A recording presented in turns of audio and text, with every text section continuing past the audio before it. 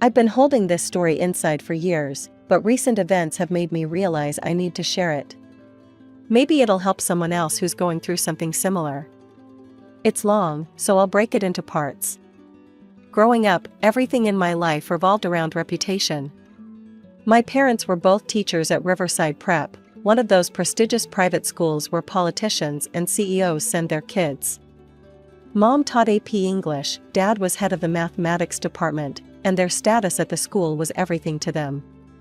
"Cindy, remember who you are," Mom would say whenever I did anything slightly out of line.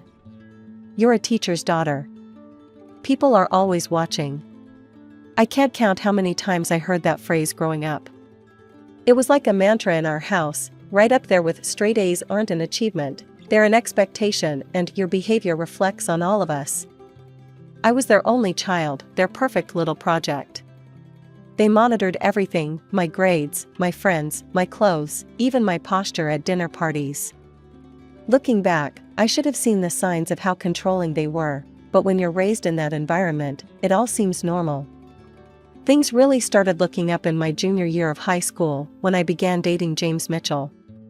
His father owned half the real estate in our city's downtown, and his mother was on the school board. My parents were ecstatic. "This is exactly the kind of connection we've been hoping for," Mom told me one night while I was doing homework. "The Mitchells are such a respectable family. And James is so focused on his future." Dad nodded along, adding, "Just think, Cindy. If things work out, you could have such a wonderful life ahead of you." James and I actually got along great at first. He was smart, funny, and seemed to understand the pressure of having parents with high expectations. We'd spend hours talking about our plans for the future. He wanted to go into commercial real estate like his father, and I was planning to become a financial analyst. "We could be such a power couple," he'd say, half joking, but not really. The real estate mogul and his brilliant financial advisor wife. Our parents loved to get together for dinner, planning our futures while we sat there, nodding and smiling. Everything was perfect on the surface. Just like they wanted it. I graduated as valedictorian, got accepted into Winston College's prestigious business program, and started my freshman year with James at the same school. Our parents couldn't have been prouder. They'd achieved their goal. Their daughter was on track for the perfect life they'd planned. College life started out exactly as planned. James and I both threw ourselves into our studies at Winston, and everything felt like it was falling perfectly into place. My business analytics professors praised my work, and I was maintaining that perfect GPA my parents expected. James and I spent most of our free time together, and our relationship grew more serious. By the middle of sophomore year, we'd become intimate. It felt like a natural progression. We'd been dating for almost 3 years at that point, and we talked about marriage after graduation like it was a foregone conclusion. I was 19, in love, and thought I had it all figured out. Then came the morning sickness. At first, I tried to convince myself it was just stress or a stomach bug. But after 2 weeks of running to the bathroom between classes, I couldn't deny it anymore. I bought 3 different pregnancy tests from a pharmacy across town, not wanting to risk running into anyone I knew. I still remember sitting on my dorm room floor, staring at those little pink lines. Positive. All 3 of them. My hands were shaking so bad I could barely text James to come over. "You're what?" His face went pale when I told him. No. This can't be happening. Not now." "I know it's not ideal timing," I said, trying to stay calm. "But we can figure this out together. We've always talked about having a family eventually." "Eventually," James cut me off. "Yeah, after college, after I've taken over Dad's business, after we're married and established. Not now. Do you know what this would do to my future?" I felt like I'd been slapped. "What about our future?" "There's only one solution here," he said, pacing my small dorm room. "You need to get an abortion. We can't have a baby now. It would ruin everything." "No," I said firmly. "I won't do that. This is our child." "My parents will cut me off if they find out about this," he interrupted. Everything I've worked for will be gone. You can't do this to me, Cindy. But someone had already done it to me. While James and I were arguing, my phone started buzzing. My mom's name flashed on the screen. Come home, now. Her voice was ice cold. We need to discuss this situation. I felt sick. How did you? James called his parents. They called us. Come home immediately or we'll come get you ourselves. The drive home was the longest 2 hours of my life. When I walked through my parents' front door, I found both sets of parents waiting for me. The look of disgust on their faces made me want to disappear. How dare you? My mother's voice shook with rage. How dare you disgrace us like this? You stupid, stupid girl, my father spat out. Do you have any idea what this will do to our reputation at school? Mrs. Mitchell was crying dramatically. Our James has such a bright future ahead of him. He can't be tied down with a baby now. I'll raise the baby myself, I said, wrapping my arms protectively around my stomach. I don't expect anything from James or any of you. A single mother? My mother laughed bitterly. Our daughter, a single mother? Is that what we raised? A little whore who spreads her legs and ruins her life. We won't allow it, my father declared. We will not have our reputation destroyed by your irresponsible behavior. Reputation? I couldn't believe what I was hearing. This is your grandchild we're talking about. No, Mrs. Mitchell said firmly. This is a mistake that needs to be corrected. James has his whole life ahead of him. This thing would ruin everything. The discussion went on for hours. It wasn't really a discussion though, it was more like a coordinated attack. Think about your future, Cindy, my father kept saying. How do you plan to support a child? Where will you live?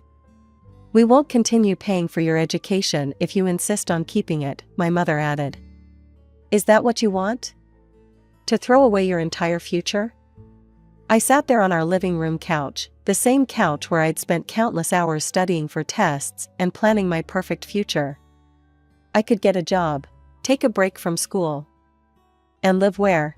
My mother's voice was sharp. Certainly not here. We won't have you bringing that kind of shame into our home. Maybe one of my aunts. I started, but my voice trailed off. Dad was an only child, and Mom's sisters both lived overseas. I had nowhere to go. James sat silently through most of it, staring at the floor. His parents did all the talking for him.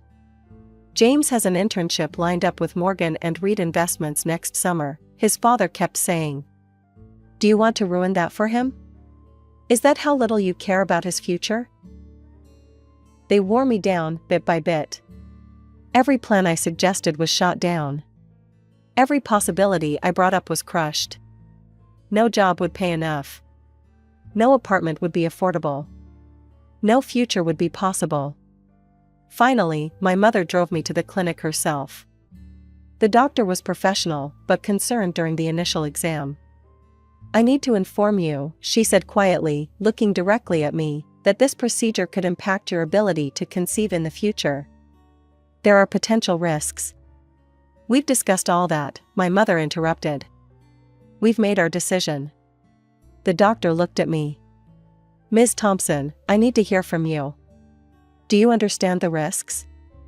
I couldn't speak. I just nodded. The next few weeks passed in a blur. I recovered physically, returned to Winston for the spring semester, and threw myself into my studies. James tried to talk to me once, mumbling something about how it was for the best, but I walked away mid-sentence. We never spoke again. During spring break, instead of going home, I got a job as a barista at a coffee shop near campus. I picked up shifts during every holiday after that. My parents didn't object, they seemed relieved not to have me around. As long as I maintained my GPA and didn't cause any more problems, they were content to keep paying my tuition. We're glad you finally came to your senses, my mother said during one of our brief phone calls. Everything worked out for the best. But nothing felt like the best. Nothing felt right anymore. I went through the motions, got my assignments done, kept my perfect grades. But something inside me had broken, and I knew it would never be the same. After graduation, I landed a position as a financial analyst at Morgan & Reed Investments. Ironic, considering it was one of the firms James had been so desperate to intern with. But I'd earned my spot on my own merit, graduating summa cum laude and impressing during my interviews. Life settled into a comfortable routine. I buried myself in work, analyzing market trends and building financial models. My apartment became my sanctuary, no judgment, no expectations beyond my own. Then came the night of the company's annual holiday gala. I almost didn't go, but my team leader insisted. "You can't keep hiding behind those spreadsheets forever, Cindy," she said. That's where I met David. He was one of the firm's partners, but not the stuffy, arrogant type I'd expected. He was discussing basketball with the custodial staff when I first saw him, genuinely interested in their March Madness predictions. "I hope I'm not interrupting a serious strategic meeting," I joked, needing to get his signature on some reports. He looked up with the warmest smile I'd ever seen. "Actually, Jose here was just explaining why my bracket is going to be a complete disaster this year." We started dating a month later. David was different from anyone I'd ever known, genuine, kind, and completely unconcerned with status or appearances. When he proposed a year later, it was over takeout Chinese food in my tiny apartment. "I don't need a big wedding," I told him. "Just us." And that's what we did. A simple ceremony at the courthouse, with his sister and best friend as witnesses. No elaborate dresses, no society photographers, no concerned whispers about reputation. Just love and honesty. I didn't tell my parents. By then, we were down to exchanging brief birthday and Christmas texts. They didn't ask about my life, and I didn't volunteer information. Then, 3 years into our marriage, my mother called. "Your father's sick," she said without preamble. "He needs surgery. You should come." David squeezed my hand as we pulled up to my childhood home. It looked exactly the same, perfectly manicured lawn, pristine white trim, not a single thing out of place. My mother's eyes widened when she saw David step out of the car. "Who's this?" "My husband," I said simply. We'd been married for 3 years.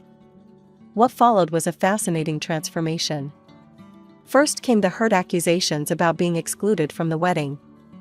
But as soon as David mentioned his position as executive director, and they realized I was now a senior financial analyst, their tone completely changed.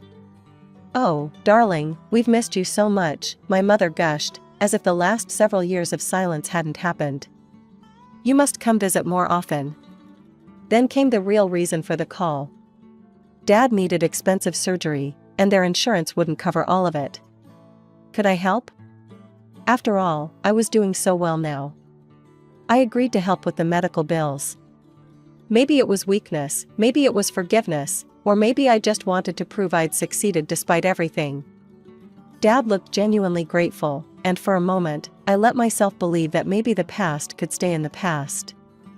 After Dad's recovery, David and I started talking about having a family of our own. We both wanted children, and the timing felt right. But month after month, nothing happened. At first, we tried not to worry. "These things take time," David would say, staying positive. But after a year of disappointment, we decided to see a fertility specialist. Dr. Martinez was kind but thorough. She ran various tests and took a detailed medical history. Then came the question I'd been dreading. "Have you ever had any pregnancies or terminations?" My throat went dry. David didn't know about what had happened in college. I'd never found the right time to tell him. But sitting there in that sterile office, the truth had to come out. "Yes," I whispered. "An abortion. When I was 19. Dr. Martinez nodded professionally, making notes. After reviewing all the test results, she delivered the news that shattered my world. "The termination procedure you had resulted in some complications," she explained gently. "Combined with the scarring that developed afterward, I'm afraid your chances of conceiving are virtually non-existent." I felt the room spin. All those years ago, the doctor at the clinic had warned about risks, but my mother had dismissed them. Now here I was, paying the price for a choice that had never really been mine. That evening, I had to tell David everything. We sat on our back porch, the same spot where we usually planned our future, and I confessed it all: the pregnancy in college, my parents' reaction, the coerced abortion. "I'm so sorry," I sobbed. "I should have told you sooner. I understand if this changes things." David pulled me into his arms, cutting off my words. "Hey, look at me," he said softly. "Nothing could change how I feel about you. Nothing." We sat in silence for a while, his arms around me, before he spoke again. "You know, there are other ways to build a family. We could look into adoption. Give a home to a child who needs one." His words were like a lifeline. We spent that night researching adoption agencies and requirements, making plans for a different kind of future than we'd imagined, but one filled with just as much love. Meanwhile, my newly rekindled relationship with my parents took on an uncomfortable pattern. Every visit included the same question: "So, when are you going to give us grandchildren?" I'd deflect, change the subject, talk about work or Dad's recovery, anything to avoid the truth. They'd already proven they cared more about appearances than their own grandchild once before. I wasn't about to give them another chance to judge my choices. Even though Dad had fully recovered, I kept sending them money every month. Maybe it was habit, maybe it was guilt, or maybe some part of me still hoped that financial success would finally earn their genuine approval. The Thanksgiving invitation came as a surprise. My parents rarely hosted holidays anymore, claiming they were too exhausting. But this year, my mother insisted we come. "We're having a few friends over," she said. "Nothing fancy, just some colleagues from school and their families." I should have known better. When we arrived, the house was packed with at least 30 people, all pillars of the local education community, all part of my parents' carefully curated social circle. The evening started predictably enough. Everyone commented on how successful I'd become, how impressive David's position was, how proud my parents must be. The same shallow conversations I'd grown up with. Then came the moment that changed everything. My mother cornered us by the dessert table, wine glass in hand, speaking just loudly enough for nearby guests to hear. "You know, Cindy, Mrs. Peterson was just showing me pictures of her new grandson. Absolutely adorable. When are you and David going to give us grandchildren? Everyone else our age is already enjoying grandparenthood." Before I could deflect, David squeezed my hand and answered honestly. "Actually, we're looking into adoption. We've already started the application process." The silence that followed was deafening. My mother's face went through several shades of red before she practically shouted, "Adoption? Have you lost your mind?" Heads turned. Conversation stopped. My mother seized the audience's attention like the experienced teacher she was. "Everyone, can you believe this? My daughter, who could give us perfectly good grandchildren of her own, wants to adopt instead." "Mom, please," I hissed. "This isn't the time or place." Dad stormed over from his position by the fireplace. "What's this nonsense about adoption? Are you trying to embarrass us again? Do you have any idea what kind of background these children come from? Drug addicts, criminals, mentally ill parents, is that what you want to bring into this family?" "You're making a scene," I said firmly. "This is a private matter." But the damage was done. My parents' friends, loosened by holiday drinks and encouraged by my parents' reaction, started chiming in. "You really should have your own children, dear," Mrs. Peterson offered. "You never know what you're getting with adopted kids." My cousin's friend adopted, another guest added. "Terrible mistake. The child had all sorts of problems." "Think about your family legacy," someone else called out. My parents stood there nodding along, clearly pleased that their social circle was backing them up. The same smug expressions they'd worn all those years ago, when they'd had others gang up on me about my pregnancy. Something inside me snapped. "You want to know why we're adopting? My voice cut through the murmur of judgmental whispers. You really want to know? Fine, I'll tell you all exactly why. The room went deadly quiet. I could see the warning in my mother's eyes, but I was done protecting their reputation. I can't have children because of complications from an abortion I had when I was 19. An abortion that you, both of you, forced me to have because you were more concerned about what the neighbors would think than about your own daughter and grandchild. Someone gasped. Mrs. Peterson's wine glass froze halfway to her mouth. You threatened to kick me out, cut off my education, leave me with nothing unless I took care of the problem, I continued, my voice shaking but clear. The doctor warned there could be complications, but Mom, you remember what you said? We've made our decision. Not me. We. You and Dad and the Mitchells, all deciding what would happen to my body, my baby, my future. I turned to address the shocked faces around the room. So yes, we're adopting. Because thanks to my parents' desperate need to maintain their precious reputation, that's my only option for having a family now. The silence that followed was deafening. Then my mother did something I should have expected but still caught me off guard. She went on the attack. How dare you, she shrieked. How dare you come into my home and tell such vicious lies? You ungrateful girl. She turned to her guests, hands trembling. She's lying.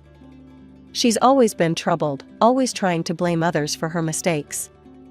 She got herself into trouble and had an abortion without even telling us until after the fact. We would never.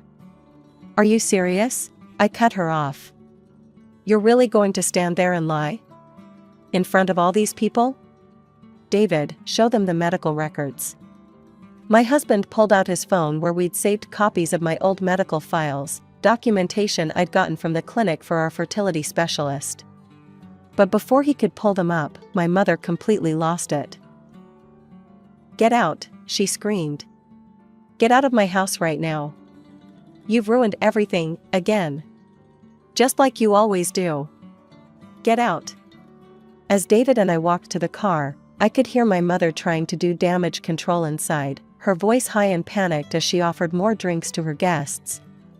My father didn't say a word, he just stood there, silent as always when it really mattered. The drive home was quiet. David held my hand the entire way, not pushing me to talk, just being there. When we finally got home, I went straight to my laptop and canceled the automatic monthly transfer to my parents' account. It took exactly 2 months for my mother to call. I was in the middle of reviewing our home study paperwork for the adoption agency when her name appeared on my phone screen. I almost didn't answer. But part of me wanted to hear what she could possibly have to say after Thanksgiving. The Petersons withdrew their son from the school, she began without even a hello. Mrs. Chen isn't inviting me to her book club anymore. Do you have any idea what you've done to our reputation? I actually laughed. After everything, she was still only concerned about reputation. Your father and I deserve compensation for this damage you've caused, she continued.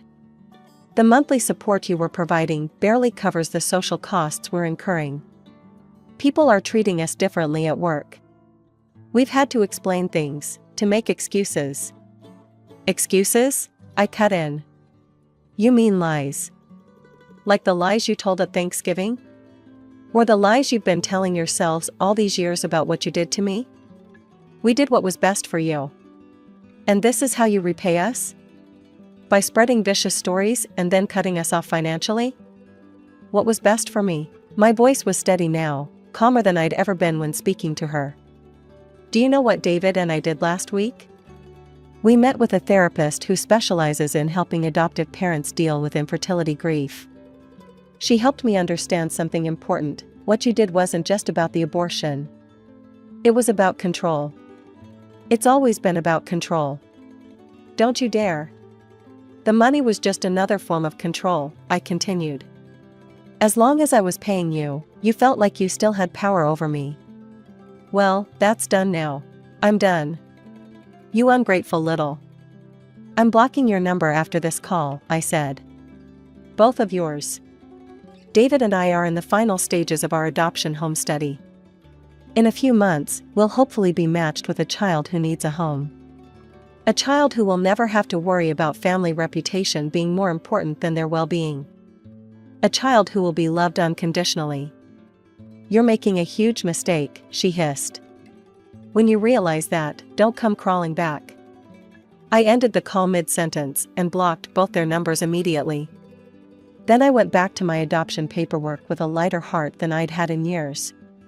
That was 6 months ago. Today, David and I are finishing up the nursery for the baby girl we'll be welcoming next month. Her birth mother chose us specifically because of our story. She wanted her daughter to be raised by parents who understood that love is more important than appearances. Sometimes I think about my parents, about what they're missing out on. But then I remember, they made their choice a long time ago. They chose reputation over love, appearances over family. I'm choosing differently. My daughter will grow up knowing she is wanted, cherished, and accepted exactly as she is. No conditions. No expectations. No concern for what the neighbors might think. Final edit, our daughter is home with us now. She's perfect.